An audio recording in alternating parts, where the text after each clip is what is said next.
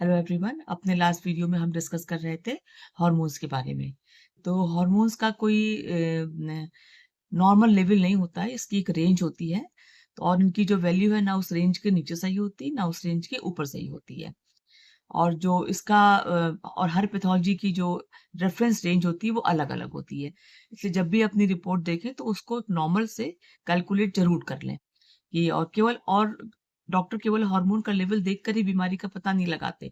उसके अलावा हम लोग साथ-साथ कुछ और टेस्ट भी कराते हैं। पूरे पेशेंट की हिस्ट्री ली जाती है, फिर उसके अकॉर्डिंग डायग्नोसिस बनती है।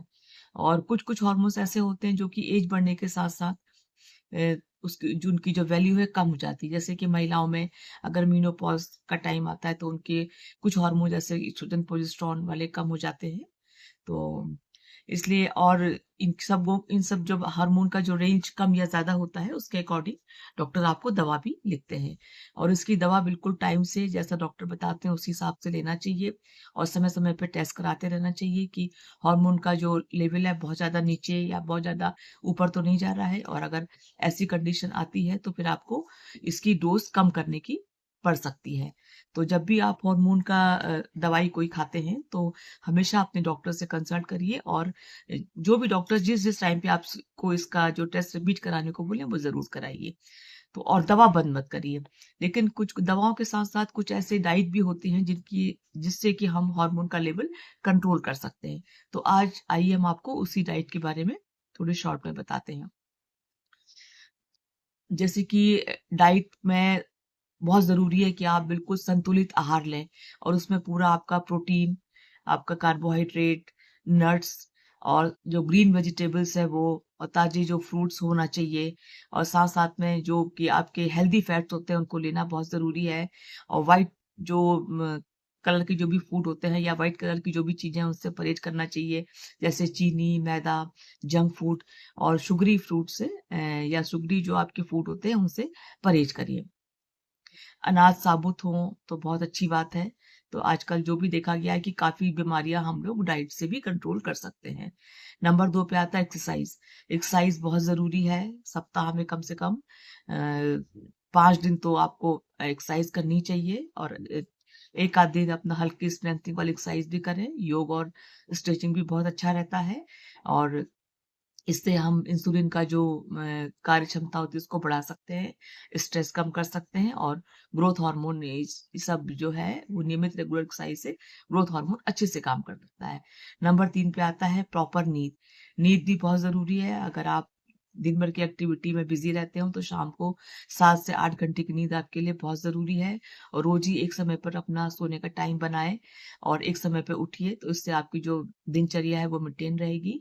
और सोने से 1-2 घंटा पहले अ, मोबाइल बंद कर दें। तो नींद कंट्रोल करने से आप अपना मेलाटोनिन और ग्रोथ हार्मोन और कॉर्टिसोल का लेवल कंट्रोल कर सकते हैं। नंबर 3 में 4 पे आता है स्ट्रेस। स्ट्रेस कम करने के लिए प्रतिदिन आप मेडिटेशन और प्राणायाम ये सब चीज़ें बहुत ज़रूरी हैं। डीप ब्रीथिंग से भी काफ़ी हद तक इन सब में हेल्प मिलती है और अपने फैमिली के साथ में थोड़ा-सा कुछ समय बाहर बिताएँ और अपनी कुछ एक हॉबी डेवलप करें जिससे कि आप फ्री टाइम में इसको करके अपना मूड भी फ्रेश कर सकते हैं और जो भी आपकी ये स्ट्रेस होता है ये आपको हॉबी की वजह से थोड़ा इसको आप कम भी कर सकते हो। ये आपका जो स्ट्रेस हार्मोन होता है कॉर्टिसोल उसको कंट्रोल करने में मदद करता है। वेट अपना कंट्रोल में रखिए जो कि बहुत ज़रूरी है क्योंकि बहुत ज़्यादा वज़न और बहुत कम वज़न भी हार्मोन के लेवल पे असर डालते हैं। इसके लिए आपको संतुलित भोजन और प्रॉपर एक्सरसाइज़ बहुत ज़रूरी है। नंबर 6 पे आता है वाटर। पानी का लेवल बॉडी में नॉर्मल बनाए रखें और पर्याप्त मात्रा में पानी पिएँ। पानी कम होने से भी काफ़ी सारी दिक्कतें आती हैं बॉडी में। और नंबर 7 पे आता है अल्कोहल एंड स्मोकिंग। और दोनों ही चीज़ों से बचें क्योंकि अल्कोहल से आपको लिवर का खतरा बढ़ जाता है और स्मोकिंग से आपके लंग्स पे असर डालती है और दोनों ही चीज़ें हमारी बॉडी के लिए ठीक नहीं है। नंबर 8 पे आता है विटामिन्स एंड मिनरल्स और कुछ-कुछ चीज़ों में ये माइक्रो इनको हम लोग माइक्रो एलिमेंट्स कहते हैं या माइक्रो न्यूट्रिएंट कहा जाता है। इनका भी शरीर में होना बहुत ज़रूरी है। और इसकी अगर प्रॉपर जाँच कराइए, उसमें कोई अगर कमी दिखती है तो उसका सप्लीमेंट लेना भी ज़रूरी हो जाता है। और किन-किन कंडीशन में आपको डॉक्टर से मिलना चाहिए, जैसे कि अगर आपको बहुत ज़्यादा थकान हो रही हो या बहुत ज़्यादा आपका वेट बढ़ रहा हो, हेयर फॉल बहुत ज़्यादा हो रहा हो, फीमेल में पीरियड्स की प्रॉब्लम बहुत ज़्यादा हो, पीरियड्स ओवरड्यू होके आती हो या बिल्कुल ही नहीं आते हों, बहुत ज़्यादा आपको प्यास या भूख लगने लगती है, नींद नहीं आती प्रॉपर में, या आप लंबे समय तक आपका मूड, आप डिप्रेशन में रहते हो, मूड चेंज बहुत जल्दी-जल्दी होता है, तो फिर इसमें डॉक्टर आपको जो भी एग्ज़ामिन करके आपको कुछ टेस्ट की सलाह देते हैं। तो जो भी दवाई लिखे, दवा तो लेना ज़रूरी है, पर डाइट और एक्सरसाइज़ और प्रॉपर इन सब जो मैंने चीज़ें ऊपर बताई हैं, उसके द्वारा भी आप हार्मोन को हम लोग कंट्रोल कर सकते हैं। तो ये तो थी एक शॉर्ट वीडियो डाइट और एक्सरसाइज़ के बारे में, जो कि हार्मोन के लेवल को बैलेंस करने में मदद करते हैं। अब नेक्स्ट वीडियो किसी और के साथ बनाते हैं, तब तक थैंक यू सो मच।